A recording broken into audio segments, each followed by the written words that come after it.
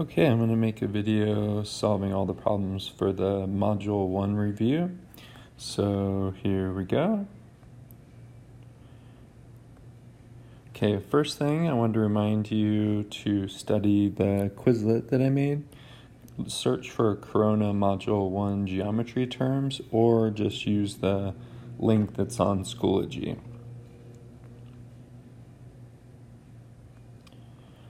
Alright, so number 1, a group of points that lie on the same line. That is collinear. And then the second one, a blank is a connected straight path, so that would be a line.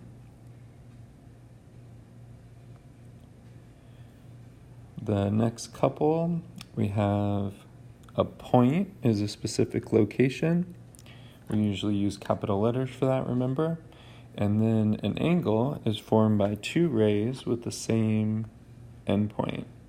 So there's an angle, and it's formed with these two rays, and they have a common endpoint right there. Blank is a flat surface, so that's a plane. It has no thickness. It extends forever in all directions. And then the second one is the portion of the line that starts at a point, or starts at a part of a line, is a ray. So this would be like a line, and the ray starts right here at a spot on the line, and it goes forever just in one direction. And actually a line is made up of two rays going in opposite directions. Okay, blank is the common endpoint of an angle. That's called a vertex. So we would say the vertex to say it with good English, the vertex. And then the next part, portion of the line consisting of 2 points called endpoints. So that would be a segment. And all the points in between them. And then when points lie in the same plane, we call that coplanar. They share, so co is the word for sharing. Just like collinear, they share the same line. All right. Next, we want to name a ray through D, and so I'll just give you the answers for that one. So we could either say, goes through D, we could say ED, or we could say BD. Those would be the two that we could use for a ray that would go through D. And then a line that goes through B, there are a bunch of names of lines that go through B, so we could say EB, so that'd be, that would be EB would be one, BD would be another, AB, or CA. Those are the ones that I could think of real quickly. And then name a plane in 2 ways. Just make sure that when you name a plane, it has 3 non-collinear points. So 3 non-collinear points, so they can't all 3 be on the same line.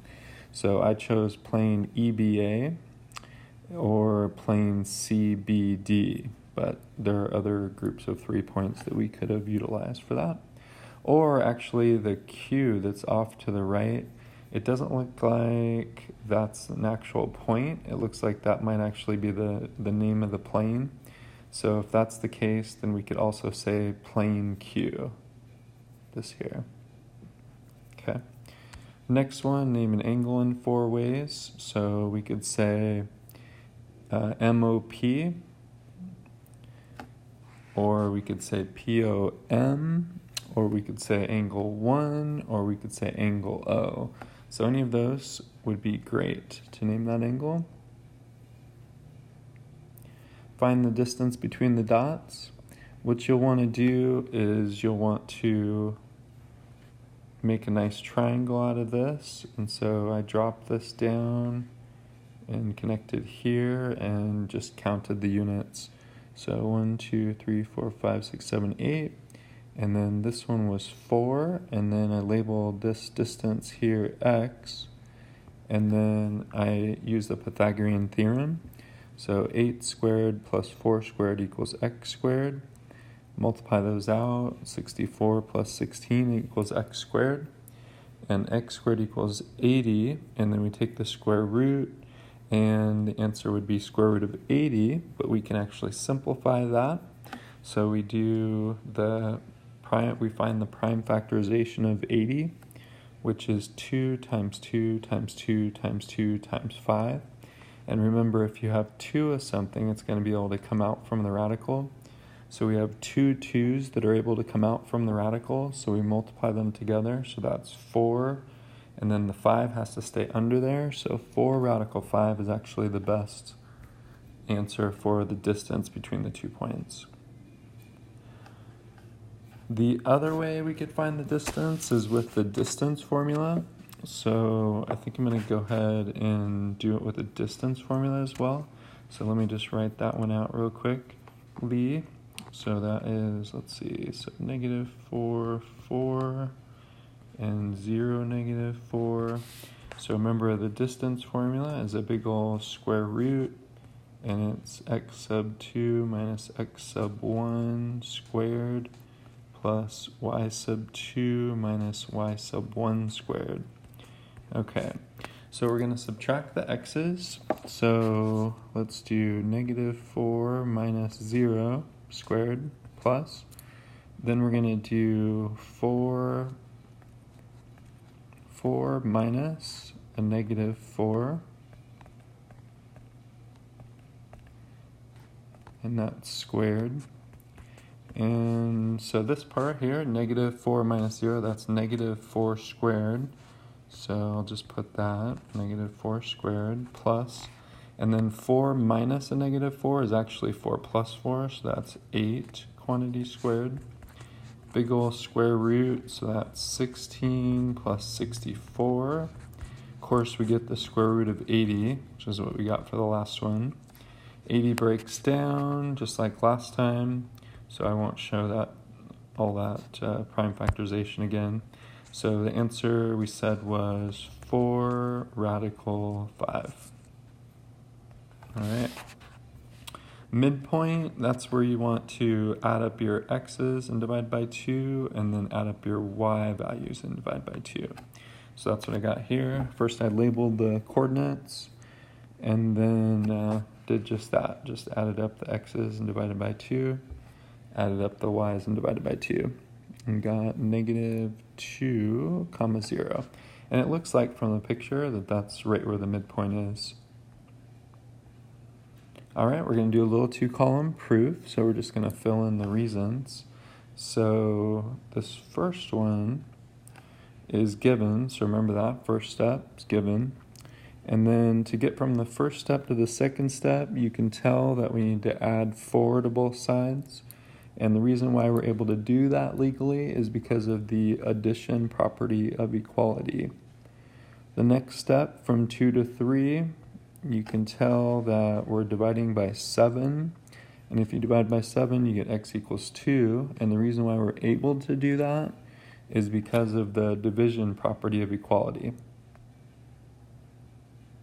Simplify square root of 150. What we would do is we would do a little prime factorization, little factor tree, figure out that the prime factors are 5, 5, 2, and 3, and then we can take out anything that we have 2 of, comes out as a single, so the 5 comes out, so the 5 comes out, and so it's 5, and then if there are 2 numbers multiplied, or 2 numbers under the radical, you just multiply them together, so 5 radical 6, or 5 square root of 6 is fine. All right, 3 square root of 189, we do a little factor tree with 189. We get 3 times 63. We break that down more. Eventually, we get the prime factors, 3, 3, 3, and 7. We have 2 3's, so that comes out. And when it comes out, it gets multiplied by the 3 that's already there. So that makes 3 times 3, or 9. And then these 2 get multiplied together. So that's 21 under the radical, so this is your best answer. 9 square root of 21, or 9 radical 21. Okay, next one, square root of 147. We do a little factor tree. It turns out it's 3 times 7 times 7. We have 2 7s, so one of those 7s is going to be able to come out. So 7 radical 3 is the best answer. 4 square root of 192. We do a factor tree with 192. A whole boatload of 2's. There are actually 4 2's and 1 3. So you write those out, and then anytime you have 2 of something, it can come out. So we have we have 3 2's that are going to be able to come out. When they come out, they get multiplied together as well as getting multiplied by the 4. So that is, 32 on the outside times radical 3, because the 3 has to stay under there. All right, and the last one, this one is when you have one of the endpoints and you already have the midpoint, and you're trying to figure out, what the other endpoint is.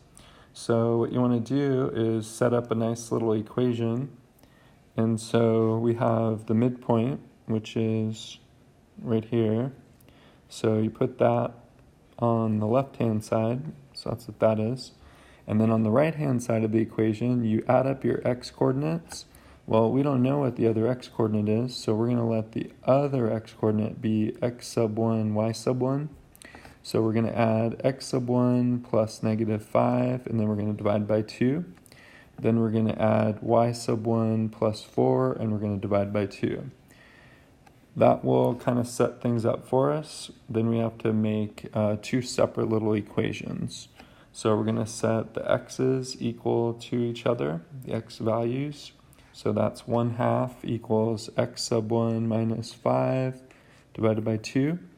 And then to solve this, what you want to do is you want to multiply by 2 on both sides. So if you multiply by 2, that'll give you a 1 on the left-hand side. X sub 1, this will cancel out. X sub 1 minus 5, and then you want to add 5 to both sides. So that would be x sub 1 is 6.